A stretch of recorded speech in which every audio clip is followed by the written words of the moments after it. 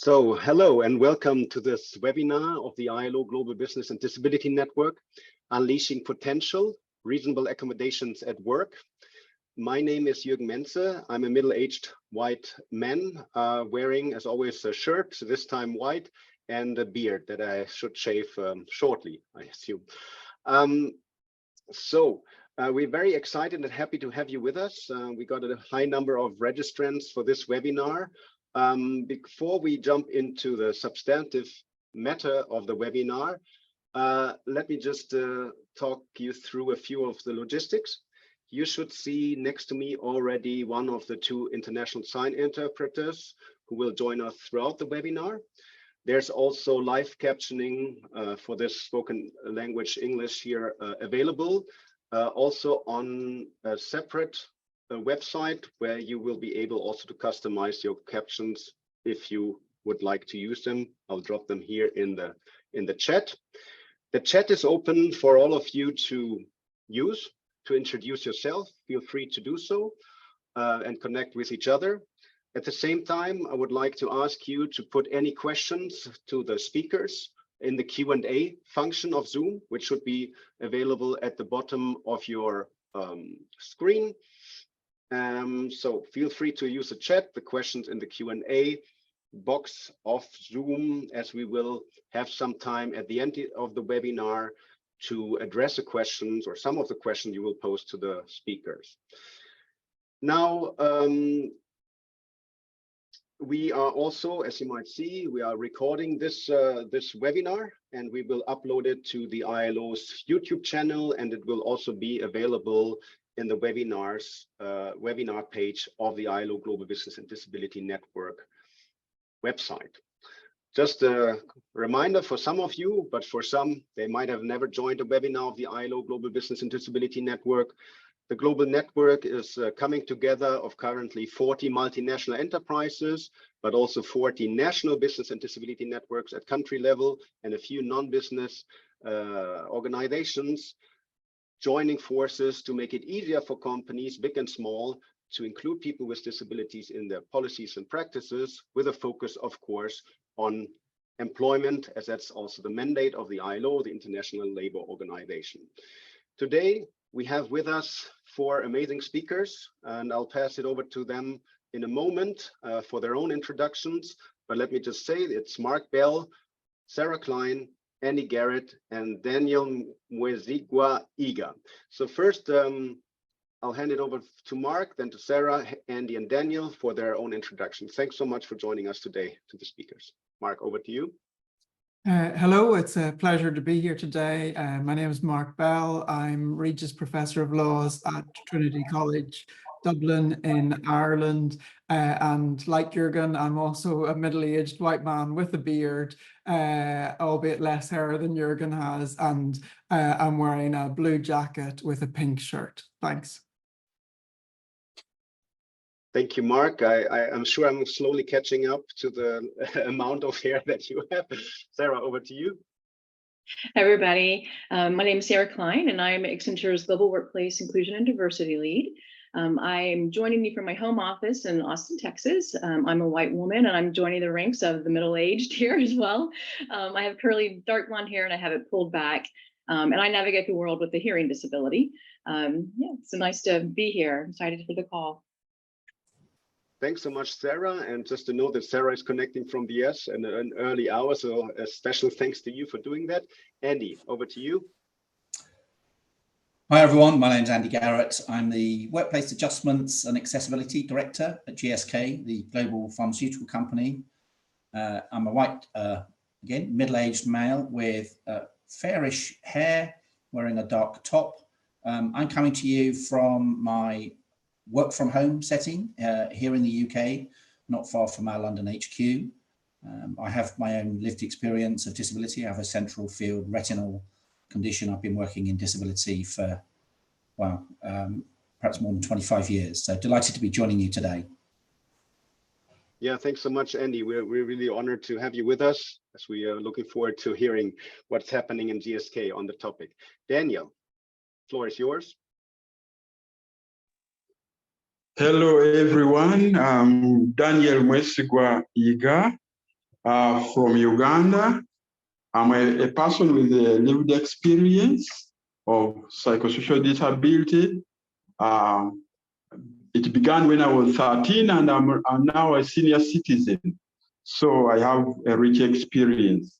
It is nice to hear from you all, and thank you for logging in from the different time zones. Good afternoon from Uganda, and good morning from the US and others according to your time zones. Yeah, and that is it. I'm married and with a beautiful prince. So they send my regards and their regards and greetings to you. Have fruitful deliberations. Thank you very much, Daniel. It's great you could join us today. Look, just about the flow of this webinar. I mentioned at the end, we'll have time for Q&As with you, with the online audience. So feel free to make use of the Q&A function of Zoom. We will basically set the scene by having Mark talking about a reasonable accommodation as a concept, so to say. And then we will hear from two of the companies that are also part of the Global Business and Disability Network, members in the global network, of course, Accenture and GSK, represented by Sarah and GSK as practitioners, so to say. And then we'll hear from Daniel from Uganda regarding specifically reasonable accommodations for persons with psychosocial disabilities. So, as I said, we'll start with Mark. So, Mark, what do we actually mean when we talk about reasonable accommodation? Thank you. So I think we know that some persons with disabilities can experience barriers in accessing the labour market and in participating in their job. And those barriers can be of different kinds. They might be barriers in terms of buildings or equipment, but they can also be obstacles that arise from how, where, and when work is expected to be performed. And reasonable accommodation is a duty on employers to take practical steps to remove or to mitigate those barriers, and thereby to enable people with disabilities to participate in work on an equal basis with others. Great, thanks so much for defining the term a little bit for us. My next question to you would be, so what is the background to the idea that businesses should provide reasonable accommodations for their workers? Yeah. So, I mean, historically, approaches to disability rights in the workplace were at earlier times kind of characterized by perhaps more of a welfare mindset or a charitable mindset. And over recent decades, we've seen a fundamental transformation in that, which stems initially from different national jurisdictions, particularly the Americans with Disabilities Act of 1990, but really crystallized globally in the 2006 UN Convention on the Rights of Persons with Disabilities. And that recognizes that removing obstacles to participation in society, including participation in work, is an obligation both on the state as a public actor, but also on private actors, whether that's businesses or service providers. And that, I guess, transition towards seeing duties to remove barriers that hinder participation is not simply confined to disability. And we've also seen some examples of that thinking extending to other areas, such as accommodating religious diversity or accommodating people with caring responsibilities. Great, thanks so much, Mark. So then you mentioned the duty. What are the main elements of the duty to provide reasonable accommodations? So I think we can kind of break that down into two main elements, and obviously the way in which it is understood in different countries varies. But if we take our lead from how reasonable accommodation is understood in the UN Convention on the Rights of Persons with Disabilities, then we can see that, first of all, it entails taking effective measures. So reasonable accommodation is all about, I think, being practical and trying to solve problems. So the first step is saying, well, okay, what is the obstacle or the barrier that the person is experiencing? What's holding them back in their job? And what are the steps that we can take to remove that or lessen it? So, you know, that might be changing the person's workstation. It might be sometimes changing some of the tasks that the person is performing, or altering expectations about kind of working time. Or sometimes, for example, in relation to people with intellectual disabilities, it might be about providing some additional support, some additional training, making sure that training is fully accessible and inclusive. So step one is to identify, you know, what are the effective steps that can be taken. That's balanced by step two, which is to consider, well, would taking such steps give rise to a disproportionate or an undue burden? And I suppose that captures the kind of idea that this is a duty on businesses of reasonable accommodation, and it has an outer limit, which is, in a sense, what would be reasonable for a business to do. So in thinking about whether it gives rise to a disproportionate or undue burden, we need to weigh up, you know, different factors. So what would the cost be to the business? What's the size of the business? Is it reasonable for a business to bear that cost? Are there government subsidies that could help pay for any cost? What would be the benefits, not just for the individual, but there may be benefits for others, but also what could be the impacts on other workers? So sometimes changing schedules might have implications for when other workers are expected to work. I think in regards to costs, it's important to bear in mind that research has kind of, particularly in the United States, the Jobs Accommodation Network has gathered a lot of data over many years. And what that tells us is that in most cases, the costs, there's either no cost or the costs are relatively low in terms of a couple of $100 US. And so we shouldn't perhaps exaggerate the costs dimension, and we also have to keep sight of the benefits for the organization in terms of enabling people to be productive and reducing obstacles to working. Thanks a lot, Mark. I mean, explaining the main elements of the duty to provide reasonable accommodation. And I think want to highlight exactly what you said at the end. Most of reasonable accommodations don't involve a financial cost. That is a misunderstanding, misconception we still are confronted with quite often. So thanks for also pointing that out. Now we'll hear in a moment from two business representatives, but from your point of view, how should businesses handle requests for reasonable accommodations? So I think a couple of things to be borne in mind. First of all, it's important to have a clear and efficient procedure so that workers understand what should they do if they need it to request an accommodation. Those procedures need to involve a dialogue with the person affected, because they're often the best person to explain what is the nature of the obstacle that they're encountering and how do they think that can be addressed, and to discuss with that person. In that regard, confidentiality is also important, especially in relation to conditions where there may in some countries be stigma, whether that's, for example, HIV status or mental health conditions, and where workers can sometimes be hesitant to share that information with an employer unless they're confident that it will be, their confidentiality will be respected. And then I think finally, just it's important that within an organization, particularly a large organization, that there is a central source of guidance for managers and resources where resources are needed, so that, you know, individual managers are not left to try and figure this out by themselves and to have to recreate the process from scratch, and having a clearly identified part of the organization which has responsibility for this is often practically helpful.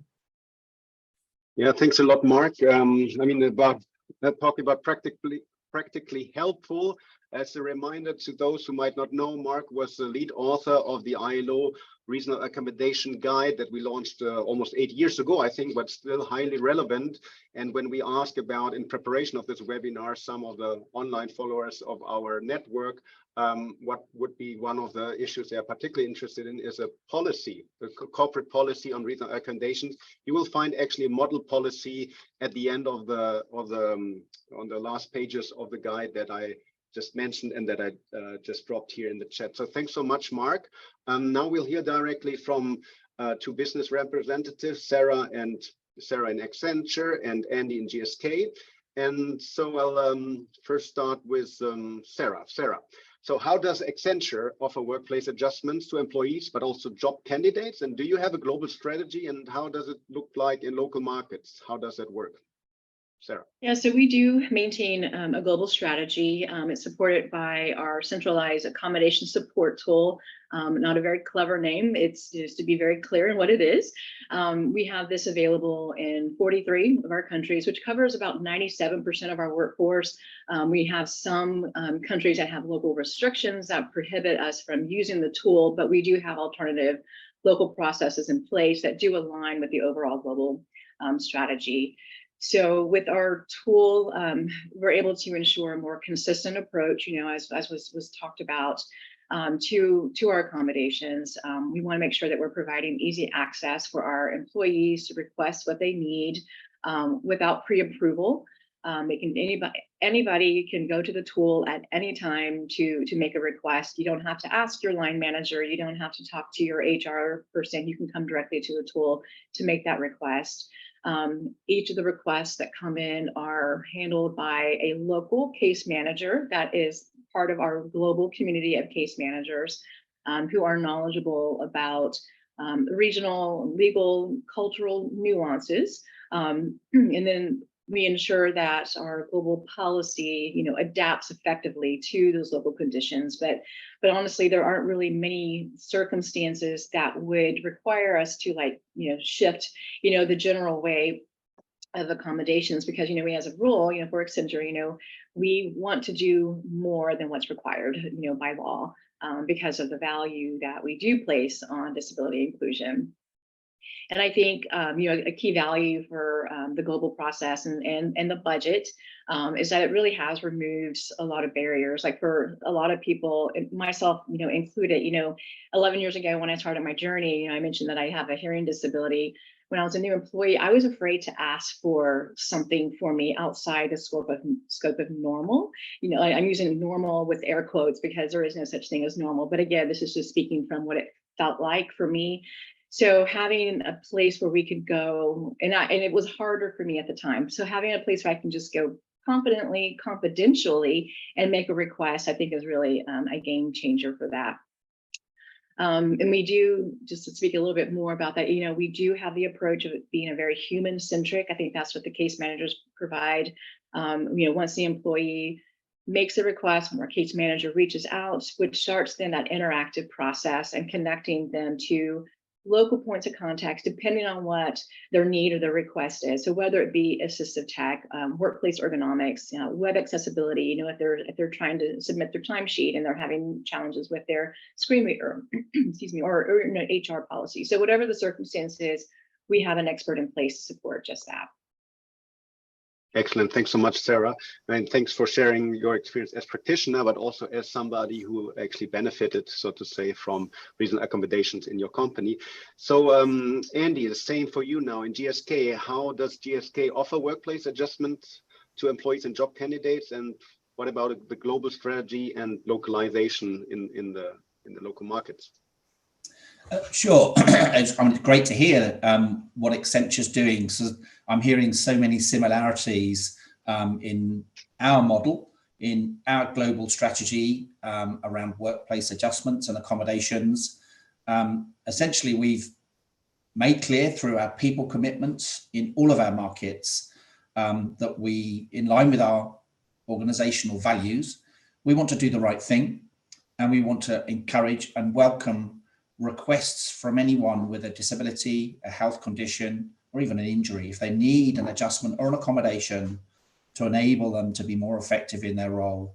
We start from, in our strategy, we start from a position of, yes, if it's practicable, we will try to accommodate that. And it's only in rare circumstances where there's a documented business case why that particular adjustment's not possible that we might say no, but then we'd be looking for a reasonable alternative. In essence, we're in that global strategy, and that's gone out to all of our markets. We want to encourage and welcome people to put their hand up to say, what do you need in order to support your success in your role? You know, standard work environments work for most people, whether that's ergonomics or work schedules or the built environment. We'll talk a bit more about that later.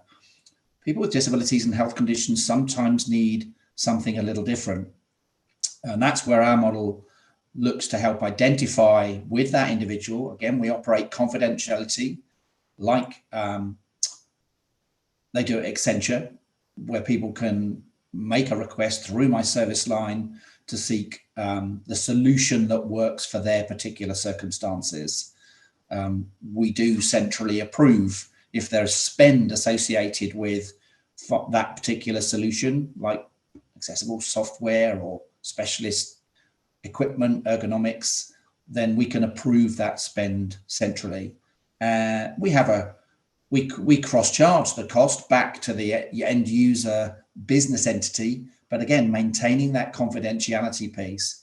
And we find that managers are now aware that, you know, if an employee does have that conversation with them about needing some support around accessibility and inclusion in the workplace, that they can refer to an expert service line. You know, we all offer equipment to our people, laptops and the like, and when they break, you raise a ticket and it goes to a specialist to find a solution. Workplace adjustments and accommodations, you know, the solutions actually might be straightforward, but the process steps that you might need to go through are complex, and we don't want to leave that with the individual and the manager. So exactly, those tickets route through to my team, and we work through to find a solution like you do with other service lines. So in essence, what we're trying to do is to make it easier for people to have the confidence, what I call the disability confidence, to put their hand up to ask for what they need. But again, not a medical model. I appreciate some markets operate medical definitions of disability, but our service is open to anyone, whether they have an injury, a health condition, or a disability. So the focus for us is on what do you need, not why do you need it? And of course, protecting that individual confidentiality is paramount. Well, thanks a lot, Andy. Amazing to hear what's happening in GSK in this area. You touched upon an important point, and I just wanted to highlight that again a bit, and asking that first to Sarah, then back to you, Andy. So disability definitions or definitions of disability, or also perceptions of disability, vary in different markets, cultures, countries. So how do you, in your respective company, and starting with Accenture again, how do you determine who can actually request workplace adjustment support? Sarah? Yeah, this is actually a very common question, and a lot of misconceptions around this, even within our company. Like, can I make a request? And the answer is most likely going to be yes. So our approach to disability is very broad, very dynamic. And we do align with like the World Health Organization or the United Nations Convention on the Rights of Persons with Disabilities, in that, we recognize a social model of disability. Andy touched on, the medical social model, which is really more of an interaction between an impairment that we might have with the societal or the environmental barriers that are being faced. So, whether that's physical, mental, intellectual, sensory, temporary, permanent, So we do strive to ensure that our workplace is accessible and inclusive by design, for all of our employees. Contractors can request, and job candidates. We do also, we encourage requests for accommodations. Again, just it's very broad. We want to make sure people are aware of it, and we encourage anybody through marketing campaigns, leveraging our employee resource groups. Just we know that empowered employees are good for business. So again, very broad model of disability. Thanks a lot, Sarah. Andy, how would you reply to the question, with the different definitions and perception of disability? How do you, what do you do? Who can request accommodations at GSK? Yeah, I've got a long history myself of working with employee resource groups for disability, my own lived experience. So we chose to set our model, similar to Accenture there. We want to encourage the ask, so that we can look at the individual use case and find the right support and the answer to that person's question. So yes, anyone can raise a request. The trouble with a medical model for me is quite a number of people may have a health condition, and I could list lots of them, where people would describe themselves as having a health condition and may be reluctant to identify with disability. Whatever condition they're managing, whether it's stigma, whether it's not understanding the definition, we don't focus on whether you qualify or not. It's what do you need to enable you to be successful and to thrive in your role, rather than why do you need it? Are you disabled enough? A number of people, and I probably went through this myself in the early days, of my vision condition, thinking, well, I'm okay, I'm managing, maybe I'm not disabled, or am I? It gets in the way. It also links to that compliance model around definitions. If managers are making decisions, are they well placed to be looking at who qualifies? Is someone disabled enough to get support? So no, that's where we try to dismantle those traditional barriers to say, let's focus on what you need, not why you need it, and whether you feel you're disabled enough. So yeah, our model is, like I said earlier, if you have a disability, a health condition, an injury, if you need something different in order to set you up for success, raise the ask and we'll look to find a solution with you. Excellent. Thanks so much, Andy. I think after this, we'll cut this video into a short snippet, just also from the other speakers, because there are very valuable points in there. And it also addresses already a question we got about self-ID and encouraging self-ID for employees with disabilities. But as you said, it's about what people need, independent of whether themselves, they define themselves as having a disability or others define them like that. So that's very important, of course, to highlight. It's all about what we need at work to thrive. So now, having learned a little bit about the models that Accenture and GSK use for providing reasonable accommodations in their respective company, what do you see as what is working well, but also what are the key challenges that you currently face?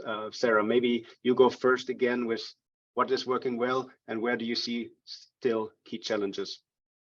Sure. Yeah. So I think that really for us, the strength that we have, it does lie in the comprehensive nature of it and the responsiveness that we're able to have by having that, that dedicated team through the global, through the global tool, and then that features, like that end-to-end case management aspect. So, I mentioned we have various people, experts who can support, depending on what the need or the support need is.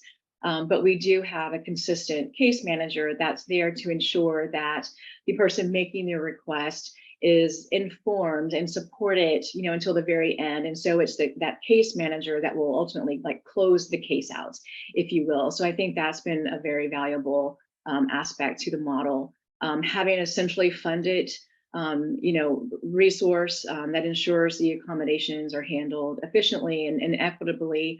I think that's a really big game changer, because it kind of removes the like, well, I can't, it costs too much here or it costs too much there. It's like, well, that's not, you can't say that because we have a global budget for that, and so there's a lot of power behind that. And having a strong leadership makes a very large difference as well. And there definitely are challenges. We do have challenges such as, there is a lot of variances, there's complexities, there's, legal complexities across different jurisdictions. For example, there's some countries who require a disability certification, but yet, for Accenture, we don't require that same level of robust, proof, if you will, of the disability. And so there's a continual learning and relearning that we have to reinforce to our case managers and leadership, at the local level, at that one. So that's, it just requires us to be very, I guess, tenacious about the educational aspect behind this. And we're continuously working on enhancing the procurement framework. Sometimes there's procurement, things that get in the way. Managing the time to fulfillment can be challenging too, just because, some reason, in the United States here, if, we don't have it through our typical procurement channels, we can go to Amazon.com and it can be shipped, relatively quickly and cost effectively. But that's not the truth for every location. And so we have to get creative sometimes. What can we stock up on? We know that these are common accommodations, but it does present itself challenges with those types of circumstances. Thanks a lot, Sarah. Andy, same question to you. What is working well, and where do you still see key challenges in terms of reasonable accommodations at GSK? Yeah, I've described some of the key elements, but ultimately, we're operating a trust-based model. So for us, that links to working with the end user, the employee or the candidate, having some idea of what it is they need, and not requiring medical documentation, if you like, to get them to prove or justify why they need the solution for their particular circumstances. So, that centralized model, the centralized expertise in many of our markets are reaching currently around 70% of our global headcount. We've partnered with an external vendor, we're a company called Microlink, who are working with us in a number of markets and their third-party supply chain. And they specialize in this area. So I think one of the strengths in our model is that process of helping the individual to identify the solution for their particular circumstances. In medical models, you ship someone off to a medical practitioner and they'll confirm or not that you have X or Y condition, but they're rarely able to recommend the right product, initiative or solution, other than maybe recommending some flexible or alternative work schedules and to management. Whereas working with our external vendor in those markets, Microlink, they're able to run that end-to-end case management, if you like, the customer engagement, through that confidentiality commitment as well, and data privacy. So that's the front end, if you like, of helping the individual to identify the right solutions for their circumstances. And then we have the centralized approval and funding that speeds if you like, the solution to market if you have to go and buy something. So that works well. And again, it doesn't, allows the individual and the manager to get on with what they're paid to do, not trying to navigate complex supply chains. We do that for you and with you. So that's, I think, another strength in our model. So, it's a center of excellence. If there's a question that hasn't come up before, whether it's through, recruitment, selection, hiring process, a candidate asking for some support, or even if it's an existing or a new hire, that there's someone that you can go to ask for support. So that centralized model, I would call it hybrid, in the sense that myself and my team, resolve the internal, we help to find the internal solutions, whether that's working with facilities management to look at an adjustment or accommodation to how we operate a particular site environment, or of course with those external supply chain. that's where some of the challenges lie, I suppose, in the supply chain. You know, a company like Microlink is not established in all of our markets yet. They're working with a number of peer large organizations like ours, and we've been working with them to expand into new markets over time. You know, the volumes of requests just at GSK are relatively modest, but combined with other large organizations, you know, there's plenty of demand for this kind of service support. So I would say supply chain, you know, working through procurement challenges to go and get the things that people need. You know, if it's a new supplier, there's all sorts of process you have to go through to get new suppliers onboarded. But yeah, that's our problem, the supply chain piece. You know, ultimately, the service line is around finding the right solution, sourcing it, but not just delivering it in a box. You know, we really invest where we can to get things delivered and installed, and our support is available wherever someone works, whether that's in the workplace on one of our sites or if they're a remote worker. So delivery and installation, and sometimes training and setup, you know, are part of the solution for people. So supply chain is the challenge, but again, we encourage the ask, and we'll develop workarounds along the way to help get people supported and enabled. Thanks a lot, Andy, and thanks also Sarah for also sharing the challenges, because that's also, of course, important for those listening and for other companies to think about when they want to improve their reasonable accommodation policy, procedures, processes. Now, final question for you at this point before we move to Daniel. So we see and hear that when it comes to workplace adjustment processes, services, they tend to focus on how organizations support people with disabilities or people with health conditions, and maybe how they respond to accessibility requests. But the concept of, and Mark alluded to that in his initial remark, the concept of reasonable accommodations and also, of course, accessibility goes beyond persons with disabilities. So in that sense, how has Accenture innovated to be more proactive in making workplace more accessible and inclusive for everyone, not only persons with disabilities? So maybe Sarah, you go first again. Yeah, sure. So we certainly do incorporate, you know, I mentioned like the term inclusive design. So we try to provide an environment that is already accessible, you know, so how can we get ahead of that? But I think one of the things that actually I love to talk about this because it is something I get excited about is we do have global accessibility centers. These centers, these are physical spaces. We have these strategically positioned across the globe. As of today, we have 42 centers that have officially launched. And what these do is they serve as a dynamic, very interactive space where both our employees and clients can explore the latest in assistive technology, the latest in the tools, the latest accessibility solutions, in really what's in essence like a storefront manner.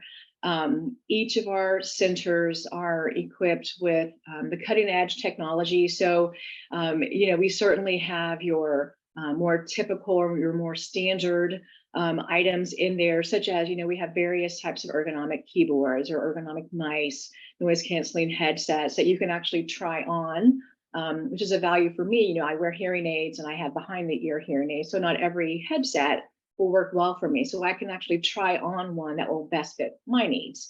But it also provides us an opportunity to show what's next, what's cool, where are we headed, as well as what's you know, more specialized. So we have captioning glasses that we're able to put on display. We have some AR glasses actually, which we were able to enable one of our employees who has to remain in a zero gravity position in order to work comfortably in safety. So these AR glasses were a game changer for him. So no matter what position he's in during the day, he has his monitor, you know, attached pretty much, so we were able to kind of showcase those types of opportunities. We have like the Bio Skyview wellness lighting, so we have these really, exciting, next level items that we have on display. You can touch, you can feel. So it's really, it provides for an active learning and support environment, just to be able to experience firsthand the benefits of the various assistive devices and ergonomic solutions. And people who wouldn't necessarily, identify with a disability or a health condition, they can come into the offices and they see it, and it puts it into the forefront. So it makes disability, or the concept of disability, the concept itself to be more accessible, which lends itself to that disability confidence. It's like, oh, not only is it okay that I have a disability, but we have support here, and the center is awfully cool. So I think that's one of the innovative things that we offer, and I love. Thanks a lot, Sarah. And just maybe before I hand it over again to Andy, I think oftentimes some might get confused about accessibility and reasonable accommodation. So let me try to give my perspective quickly, because accessibility benefits everyone immediately, and it's implemented progressively. When we talk about physical environment, digital environment, it's a process. And I would say the more we create accessible environments, work environments, the fewer requests for reasonable accommodations we will receive. So, and of course, reasonable accommodations is an individualized, needs-based adjustment, whereas accessibility is a general concept, so to say, benefiting everyone immediately, so to say. So that was probably not the best, a perfect definition, but just also to put that in between the two answers here from Sarah and Andy, to put that a little bit more in context. So, but then Andy, over to you. In addition to or beyond providing reasonable accommodation to persons with disabilities or health condition in GSK and improving accessibility over time in GSK, how do you work on creating a more inclusive environment for everyone? Sure. In addition to, normalizing the ask, encouraging and welcoming requests for adjustments and accommodations, but also how we respond to those requests. I talked earlier about us, demedicalizing the model to a point. My role when I started at GSK started out as an occupational health project, but we quickly realized we wanted to operate this as a service line, a center of excellence. And we moved it in, as it happens, rightly, into our real estate and facilities function. We're a global organization. I think we operate more than 200 sites in however many, I think 190 countries.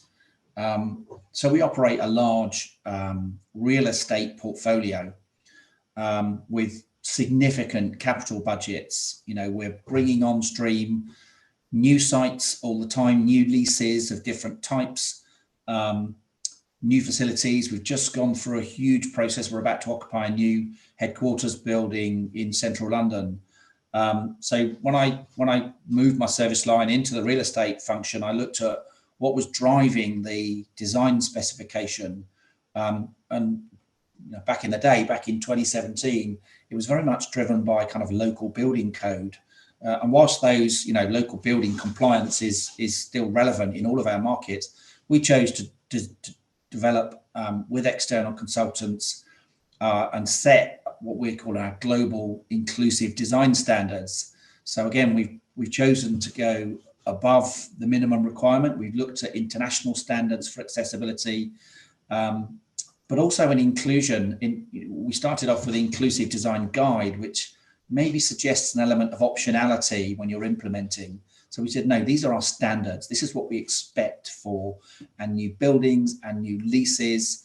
Even if you're running a capital project for refurbishment of a particular area on one of our sites, these are our specifications, not just for accessibility. We call them inclusive design standards because we've also incorporated, by consulting with our employee resource groups, what are the expectations for nursing mothers, for faith provision, for neurodiversity, gender neutral washroom facilities, and appreciate there's variance in different markets about what's achievable for that. But essentially, we set a global standards for the design of our built environment and those capital projects of investment.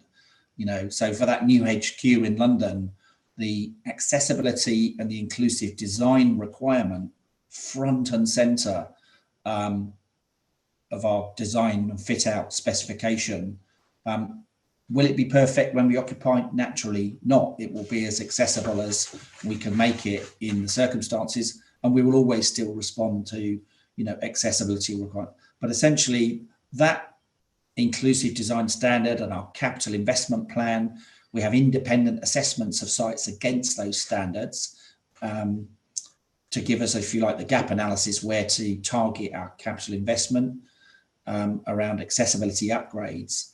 The more accessible and inclusive we can make our working environments and workspaces, of course, then there should be less requirement for individualized workplace adjustments. If the workplace has already been designed and fitted out to cater for, one of the things I think I've worked hard to challenge is the specification of a one size fits all workspace. No such thing.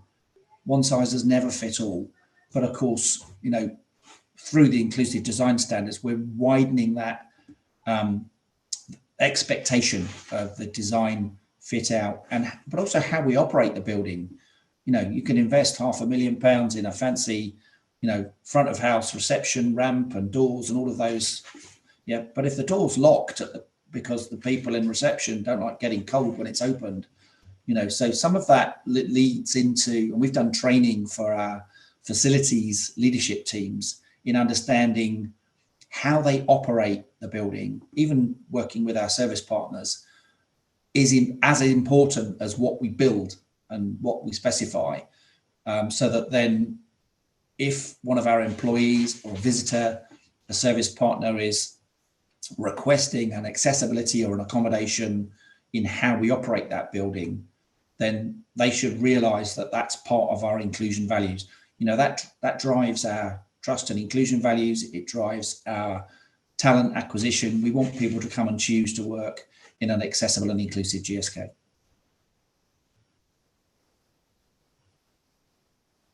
You're on mute.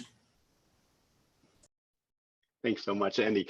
I was just saying, thanks so much, Sarah and Andy, for sharing so generously your experience and expertise in terms of how it works in Accenture and GSK. I think it's very valuable for anybody in the call, and of course, also for any company that wants to improve or even set up for the first time a reasonable accommodation policy procedure. And hopefully we'll have some more time at the end of the webinar to come back to you. For now, we'll move to Daniel. Daniel, as last speaker, as board member of the World Network of Users and Survivors of Psychiatry, and as a person with psychosocial disability yourself, what do you think are some of the reasonable accommodations at work people with psychosocial disabilities might need? Yeah, thank you so very much, our moderator. I would like to first and foremost thank ILO and GBDN for this opportunity to address the whole world over this pertinent issue. And I thank you for all those who have managed to log in despite different connectivity issues and timeline zones. So really the reasonable accommodation needs vary because psychosocial disability is diverse, and the needs vary according to the person, because we have people with anxiety and their needs are different. We have people with who are experiencing depression, their needs are also different. And others, like those with mood swings, their accommodations are different. So actually, this one will be very well answered in my key recommendations, because I have 10 of them in the key recommendations. That's when we shall see some of them being reflected in that area. Thank you very much.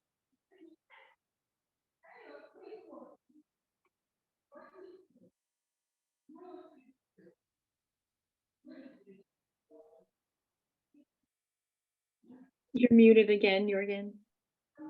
Thank you, Sarah. Apologies for that. No, I was just saying that, Daniel, we invited you also because, of course, we know that people with psychosocial disabilities are oftentimes not thought about when it comes to people with disabilities in general, but also when we talk about reasonable accommodation. So thank you for providing some insights. So the next question to you would be, so where do you think are the main challenges in getting the needs of people with psychosocial disabilities at work accommodated, including in the recruitment phase? Yeah, the major challenges here, foremost is, let me begin with recruitment. In many public service areas, there has been always a clause and a question, which is quite discriminatory and stigmatizing, that have you ever suffered a mental illness before? And that would be a very useful question if the government is going to accommodate me reasonably at the place of work. However, it is badly abused that in any case you say yes, then you have actually assigned a discrimination for yourself. They will never invite you for interviews, even if you hold a PhD, and even if you have all the skills and the expertise, because of the stereotypes and negative attitudes about employment of people with psychosocial disability. That is a major challenge that we actually are discriminated against in being recruited.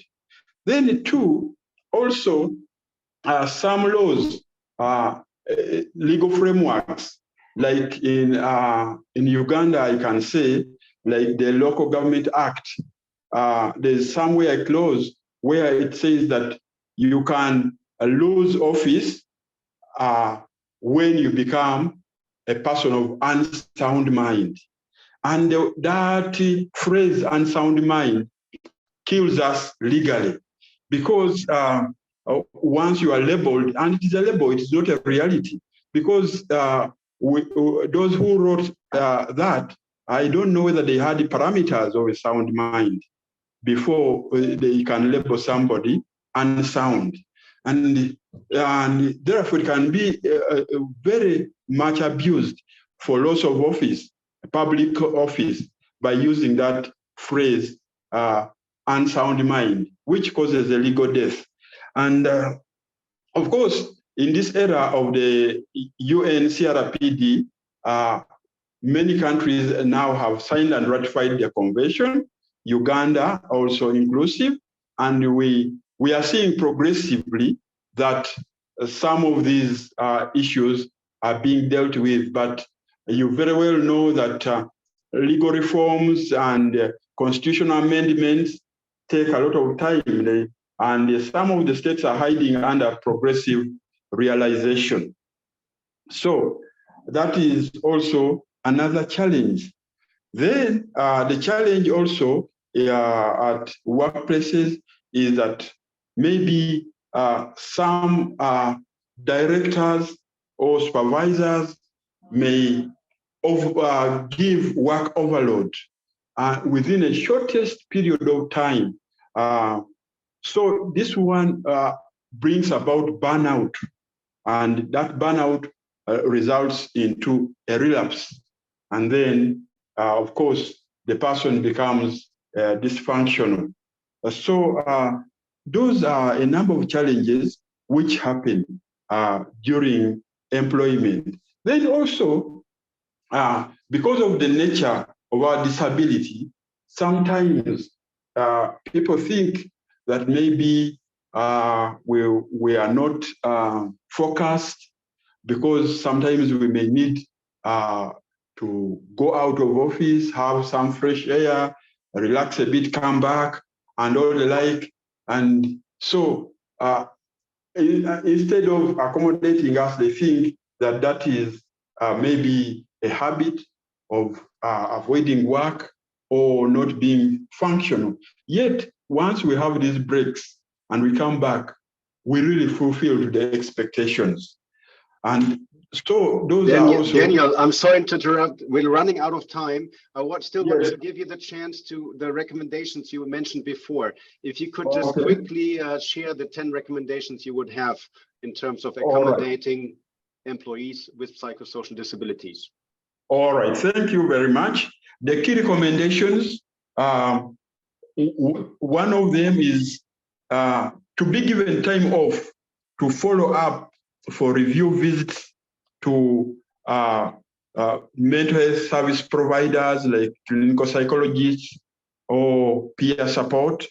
Then 2, flexible time of arrival at workplace to accommodate effects of medication like drowsiness for those on medication. Then 3, allow for frequent short breaks as she or he works. Then 4, extended leave, sick leaves, in case there is a relapse, because a person with malaria can have maybe a week off, but a person with a psychosocial disability, when there is a relapse, may need maybe a month.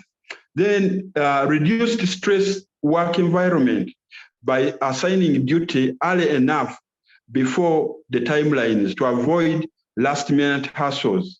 Then 6, to minimize obstruction by having enclosed offices.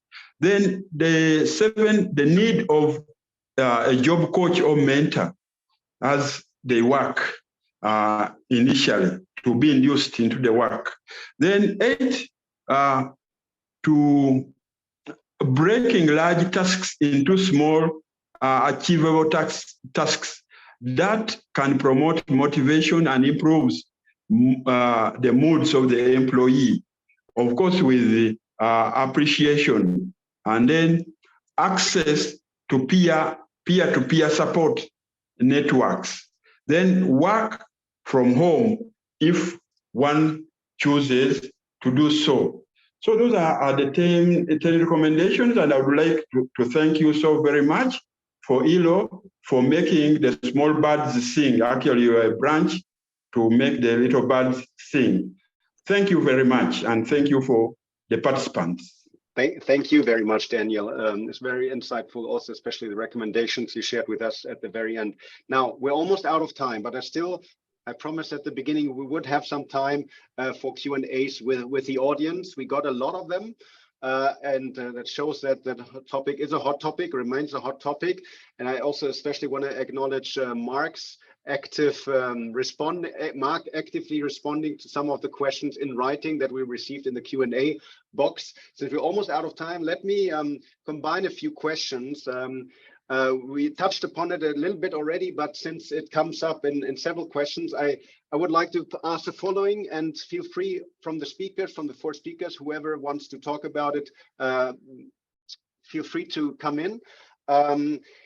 There's always a little bit of what I see in the questions coming in, a little bit of this, okay, yes, fine, but how does it work in low-income countries or the global south, developing countries? And what about also then, not necessarily in developing countries, what about small or small and medium-sized enterprises? How should they go about reasonable accommodations? One of the underlying issues here is the assumption that, okay, without sufficient resources, that is not quite a thing we could effectively do. So I just wanted to, if anybody has to say something from the speakers about, let's say, how that would apply in a low-income country, but also from a business perspective, what could micro, small, and medium-sized enterprises do to effectively accommodate persons with disabilities? So any of the speakers would like to share their view on these issues? If so, please feel free to just come in. Mark, please go ahead. Yeah, I mean, perhaps just to share very briefly, I mean, experience in Ireland where this became law in the 1990s was that indeed at the beginning there was a lot of concern, especially from businesses and especially from small businesses, that this would be, you know, much too burdensome, much too costly. And I think that's not been borne out by actual experience. And I think there's two things really at play there. One is that, you know, as the kind of data would show us, many requests are really about organization of work, like how, when and where it's performed. And they don't necessarily have upfront costs. So it's kind of moving away from an assumption that accommodations are always about major changes to the structures of buildings and things that do have big upfront costs. And then the other side is that, of course, it is a duty of reasonable accommodation. You know, if it's a small employer, then if there are costs, the extent of the costs that they would be expected to bear have to be reasonable for the size of that business. And that really kind of balances the obligation for the business. Thanks a lot, Mark. Thank you very much. Daniel, please feel free to also switch on your camera. Yep, I can also add on Mark's intervention that actually reasonable accommodation is not very costly as many people assume. That is just a mindset, because among the recommendations I have made, I haven't actually talked about money, but it's a matter of just a mindset change and allowing things to happen with organization and to avoid stress. It doesn't need a lot of money. Thank you very much. Thank you, Daniel. Maybe just quickly checking in with Sarah and Andy, any thoughts, especially thinking about reasonable accommodations in smaller companies, not the big companies you're working for? Any thoughts on that? I don't seem to be able to put my camera on, but can you hear me? Yeah, we can hear you. Let's see what's happening. We're hearing a lot about the cost, you know, and potentially the negative sides of, you know, how difficult it is in small and medium enterprises. Please don't underestimate the productivity gains and value of enabling people to be their best selves at work, of being more accessible and inclusive. You know, costs are often relatively low. We've seen that even in our large organizations. But even the costs that are there is really outweighed by the value of doing the right thing. It enables us to be better organizations of whatever size. If we're more accessible and inclusive, people with disabilities and health conditions, you know, we want to retain those people, to attract those people as part of the diverse talent pool to enable us to be better organizations, whether we are a multinational or a small enterprise. It's about being flexible and equipping people to thrive. Thanks a lot, Andy. Now, since Daniel, Daniel, Mark, and Andy shared a few points, Sarah, please. Speaking to the same for that, and just really quickly, you know, Yeah. There's a lot of publications out there. There's a lot of research out there that really does speak to the business value.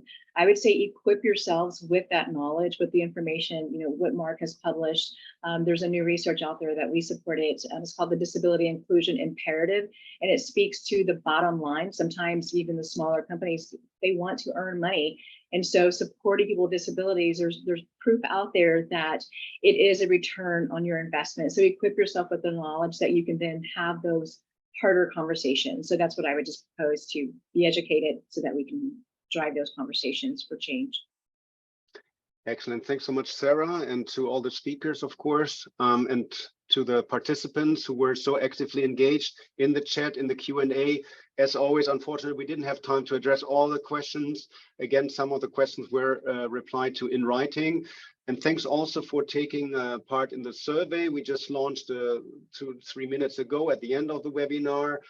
Almost half of you have already responded. And just before we leave, just wanted to say that more than 2/3 of those who respond to the feedback survey, that the speakers were excellent. So thanks a lot, Mark, Sarah, Andy, and Daniel, for being with us today. I think we'll, of course, not, we'll continue working on the issue for sure.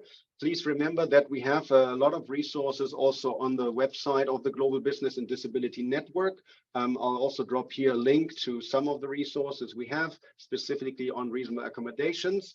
Please be reminded that this is, of course, one of the webinars we organize this year. We'll also have a global conference of the Global Business and Disability Network in Geneva, where we will also most likely look at reasonable accommodations again. So thanks so much for being with us today.